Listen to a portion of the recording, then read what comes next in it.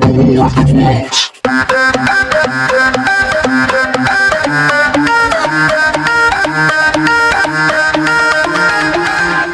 War of the Worlds. Hello, darlings. My name's Nanny, and I'm going to guide you through the next chapter of War of the Worlds, which is a lovely old story by H.G. Wells, one of my absolute favourites. And this chapter's called Number 5. 5. The Stillness. My first act, before I went into the pantry, was to fasten the door between the kitchen and the scullery. But the pantry was empty. Every scrap of food had gone. Apparently, the Martian had taken it all on the previous day. At that discovery, I despaired for the first time. I took no food or no drink either on the 11th or 12th day. Oh dear, he'll go hungry, won't he, if he don't eat, have no snacks or drinks. Growing lad like him, oh dear me, that's no good at all. Well, look at this, you've got lots of complex sentences in this first paragraph. You've got, what that does is it pushes to the front words like, apparently, the Martian had taken it all on the previous day. At that discovery, I despaired for the first time. So you've got these sort of, adverbial phrases. Now this is a structural point because you're going to write down these are lots of complex sentences, and it sort of slows down the pace of the novel at this point because complex sentences tend to have a slower pace, whereas short, simple, complex sentences much faster, like the tempo of a beating old heart, like Nanny's old heart. Mind you, I've got a pacemaker, darling, so anything could happen with me. If I go too near a magnet, I'm a goner. So anyway, that's the effect here. It's sort of slowing down the narrative because, of course, the chapter's called The Stillness, isn't it? This is waiting. It's the waiting game, waiting for something to happen. And it's life under the Martian. So this is realistic. Life would slow down, a lot about waiting and survival. It's not a quick-paced section of the book, I'm afraid. It's just how it is. At first my mouth and throat were parched, and my strength ebbed sensibly. I sat about in the darkness of the scullery, in a state of despondent wretchedness. My mind ran on eating. I thought I had become deaf, for the noises of movement I had been accustomed to hear from the pit had ceased. Absolutely. I did not feel strong enough to crawl noiselessly to the peephole, or I would have gone there. On the 12th day, my throat was so painful that, taking the chance of alarming the Martians, I attacked the creaking rainwater pump that stood by the sink and got a couple of glassfuls of blackened and tainted rainwater. I was greatly refreshed by this, and emboldened by the fact that no inquiring tentacle followed the noise of my pumping. Well, I bet he was, don't you? Nobody wants an inquiring tentacle following the noise of anything, do they really? You've got some sensory description here. It's talking about throat, the pain, it's talking about deafness, it's talking about the hunger. So very much immersed in the sensory description, to make us empathise with the character. So that's what this is all about. It's about life under the Martians. What would it be like? Well, this is what it would be like. It would be pretty horrendous, not from the Martians necessarily, but from the secondary effects, the hunger and the thirst and the fatigue, Oh dear, poor old Nanny feels quite fatigued, mind you. I can't reach my medicine balls, that's the trouble. I used to get my grandson to get him down off the top shelf, but he's not here because of, the lockdown and social distancing. Oh dear, poor old Nanny's medicine. During these days, in a rambling, inconclusive way, I thought much of the curate and of the manner of his death. On the 13th day, I drank some more water, and dozed, and thought disjointedly of eating, and of vague, impossible plans of escape. Whenever I dozed, I dreamt of horrible phantasms, of the death of the curate, or of sumptuous dinners. But asleep or awake, I felt a keen pain that urged me to drink again and again. Well, you know, you've got an asyndetic list here, haven't you? Because these are all the disjointed thoughts that he's having. Poor old man. Well, poor young man, really. He got phantasms. That just means sort of appearances and, you know, kind of hallucinations sometimes, just nightmares. Horrible phantasms, the death of the curate, or of sumptuous dinners. Oh, yes. But asleep or awake, I felt a keen pain that urged me to drink again and again. So you've got the repetition there of again. This is all his mind can do to think. He's going mad, isn't he? He's going mad. And poor old Nanny knows how that feels, darlings. I can tell you. The light that came into the scullery was no longer grey, but red. To my disordered imagination, it seemed the colour of blood. Oh dear, I bet it did. Now we've seen the colour red before. We've heard about the red weed, and it grows, and it symbolises the aggressive nature of the Martians themselves. Now, as we know, the red symbolises the red planet, as in Mars, you know, but it also represents blood, doesn't it, and danger, you know. So red is a very powerful symbol in literature, and in this case it tends to represent danger or death or alarm or that sort of thing. So if you can capture a bit of that in your notes, if you can write it down, if you've got a pencil, you know, just jot it down if you wouldn't mind, and hopefully we'll say no more about it. All right. On the 14th day, I went into the kitchen, and I was surprised to find that the fronds of the red weed had grown right across the hole in the wall, turning the half-light of the place into a crimson-coloured obscurity. Yes, well, I mean, I mentioned it before, but I'll say it again. The red weed is also an invader, isn't it? It's not native to Earth. It's been brought with the Martians, either intentionally or unintentionally. We don't know. We can never know. We can't ask H.G. Wells. He's brown bread now, isn't he? Brown bread a long time ago. But anyway, doesn't matter, because it represents something coming from a different place and colonising. That's the word I'd use. It's a nice juicy verb, colonising the terrestrial landscape. So it pushes out the native flora, and it starts to grow, and wherever there's water it grows very rapidly, and it even covers up his means of escape. It's sort of so aggressive, like the Martians, it completely covers everything. So it's a little symbol, well, quite a large symbol really, but a symbol nonetheless of doing what the Martians are doing. It is Martian, it's come from Mars, but it's sort of like, you know, in like a piece of music, you know, like, I mean, let me think of my music, something like, you know, we'll meet again, don't know when, you know, a Vera Lynn one. Well, sometimes in a song you get a counter melody, you know, a little bit of music underneath, and it kind of goes against the main melody. Well, this is kind of like that in a narrative form, because you've got a little sort of symbol or something that represents the Martians, but in another form. So the red weed is like another Martian invasion. Do you know what I mean? It's sort of, that's what it kind of does. And H.G. Wells was a clever chap, wasn't he, to kind of come up with these little counter melodies, or counter narratives, I suppose I should say, really. It's not a music lesson, is it, darlings? It was early on the 15th day that I heard a curious, familiar sequence of sounds in the kitchen, and, listening, identified it as the snuffing and scratching of a dog. Sorry, darling, that's just my impersonation of a little snuffly dog, you know. You've probably got some yourselves, you can have a listen to them, can't you? Eh? Going into the kitchen, I saw a dog's nose peering in through a break among the ruddy fronds. This greatly surprised me. At the scent of me, he barked shortly.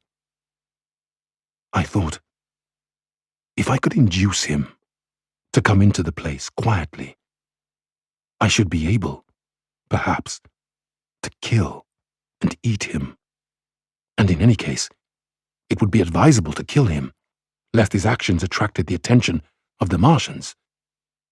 I crept forward, saying, "Good dog," very softly, but he suddenly withdrew his head and disappeared.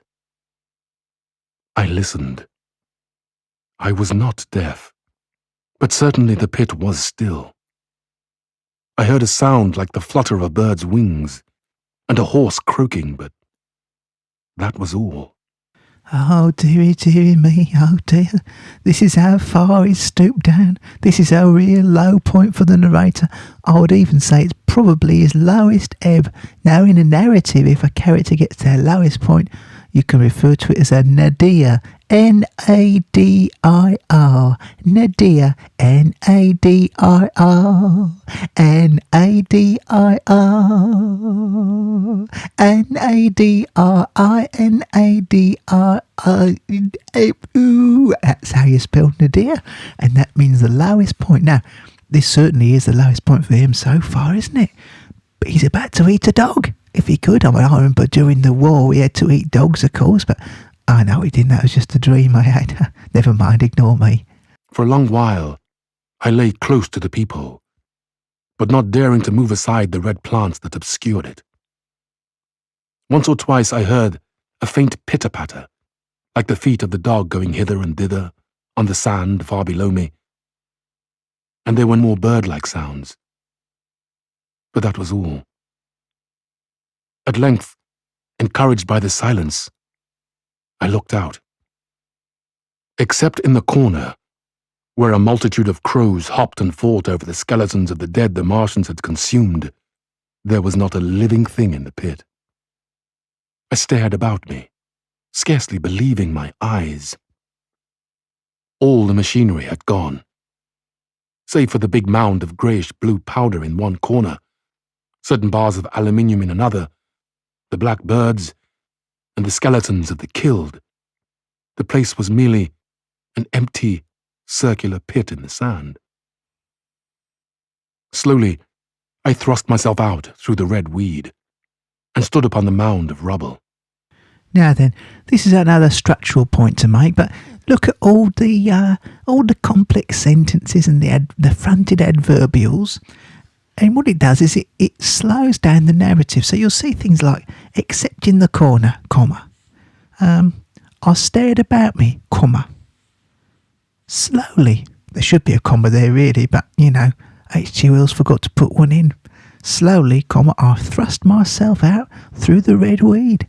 So we've got lots of fronted adverbials which make complex sentences, and it slows down the narrative, builds a bit of suspense, like that. And it also, what does it do?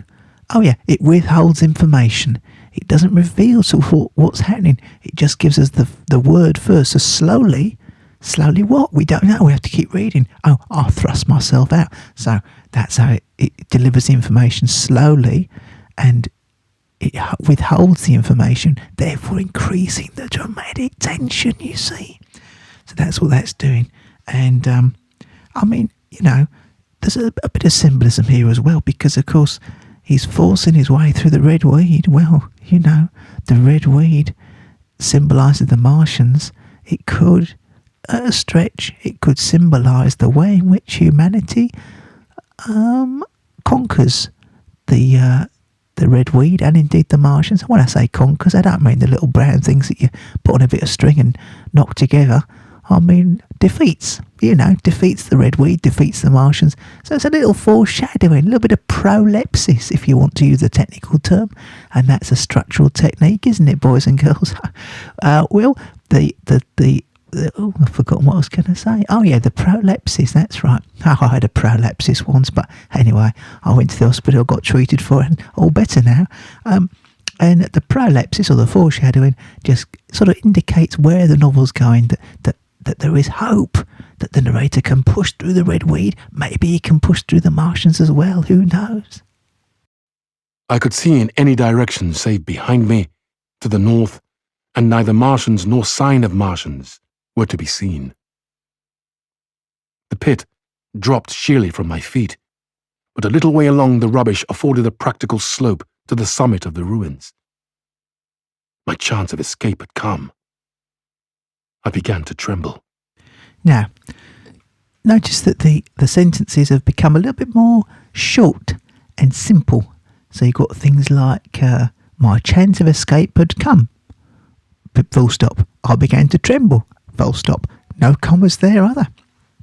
Now what that does is it's starting to make that tempo, that heartbeat go a little bit faster. So it's increasing the pace of the narrative. Think of that heartbeat, that sort of thing. It's faster and faster, making it more tense, isn't it? Well, that's the effect here.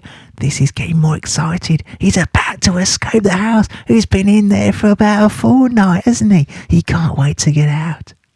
I hesitated for some time, and then, in a gust of desperate resolution, and with a heart that throbbed violently, I scrambled to the top of the mound in which I had been buried so long. I looked about again. To the northward, too. No Martians were visible.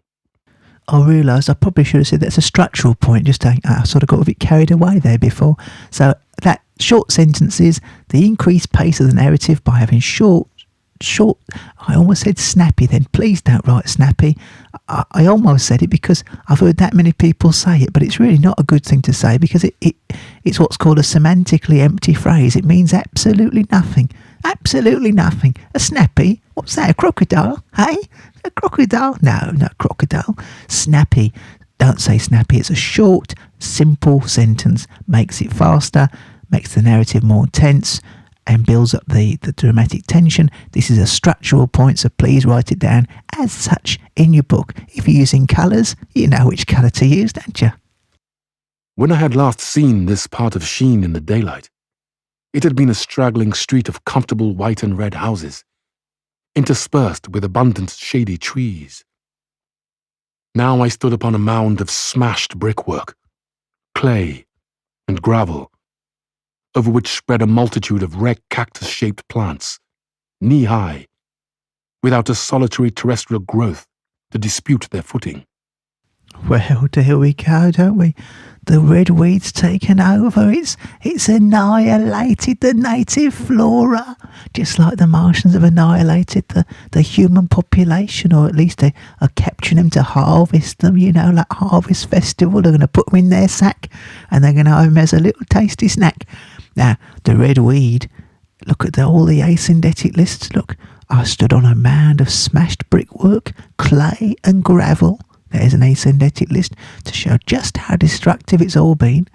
And then a multitude of red cactus-shaped plants, knee-high, without a solitary terrestrial growth to dispute their footing. Well, another asyndetic list to show just how extensive the red weed has been.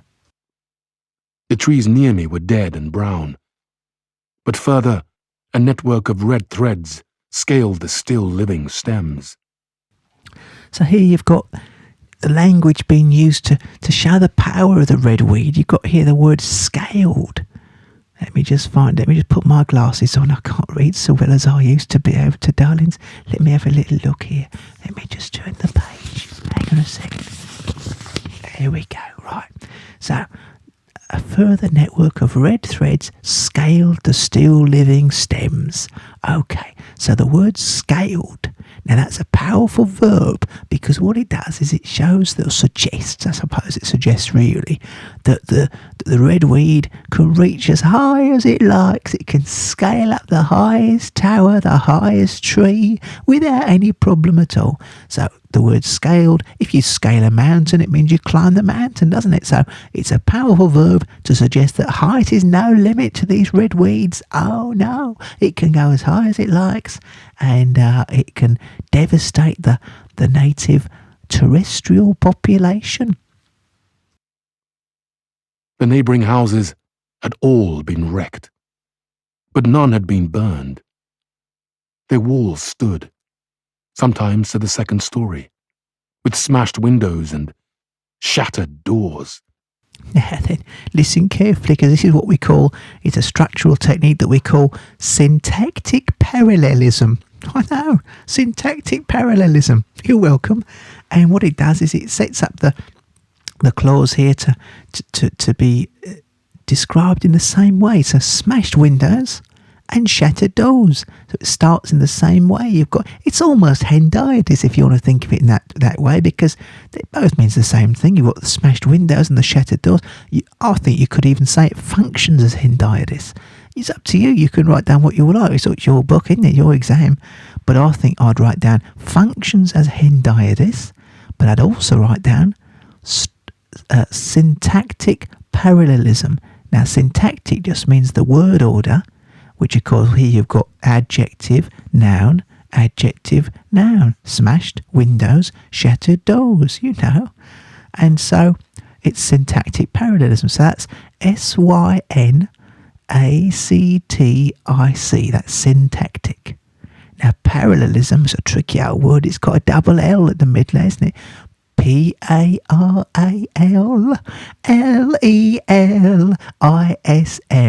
Now that's parallelism. Shall I do it again for you? Of course I will. Don't you worry about that. PARALLELISM. I had a little memory blank there. I forgot where I was. Forgot who I was for a second there. Not surprising, you can imagine. The red weed grew tumultuously in their roofless rooms. Below me was the great pit, with the crows struggling for its refuse. A number of other birds hopped about among the ruins.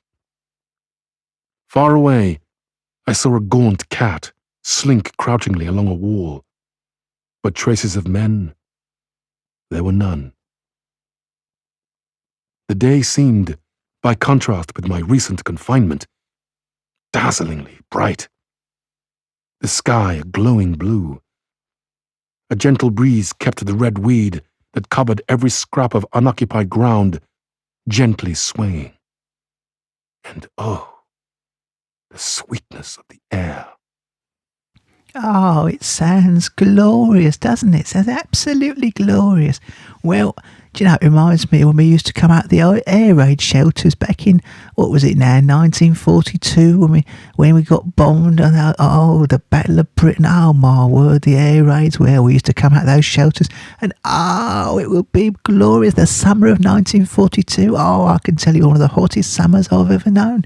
So we've got that here. We've got there's a bit of positivity, but hope, isn't there? The skies are glowing blue.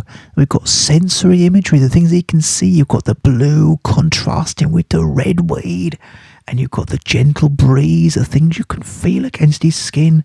And there's even a little bit of sense of smell, the sweetness of the air, the smell of it.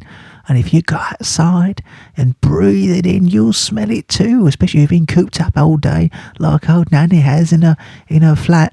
And this is what's called olfactory senses. Olfactory senses. Olfactory senses. And it just means a sense of smell. Now I'll spell that for you. Are you ready? OLFACTORY. It's like factory, you know, where Nanny used to work, but with OL at the beginning. Olfactory just means sense of smell. So that's it for that chapter. Nice little chapter, that one, isn't it? I'm so pleased he's come out of the house. So pleased he's going to get back to doing things and moving along. And as he says, the next chapter, the work of 15 days, we know now how long he's been in there. Just over a fortnight. Can you imagine that? I mean, I've been on holidays for a fortnight, but I've never been, I've been stuck in a house for a fortnight. I suppose I have been in lockdown. I've been stuck in here for, 6-7 weeks? I've lost track. But having said that, I've not resorted to eating dogs, and I'm not having to use a dirty old water pump to get rainwater to drink. Mind you, those delivery slots are getting few and far between, aren't they, darlings? You know what I mean? So, my fridge is looking pretty bare. Although saying that, I'm going to go and have some lunch now. I might have a little tin of soup and a little bit of homemade bread. I'm just going to have a little bit of tomato soup, maybe put a little bit of basil in, just to make it a little bit nicer. And then what I might do, I might come back after lunch and record another one for you if you like. I'll do chapter 6, the work of 15 days. That sounds all right? Okay, I'll see you then. Ta-ra.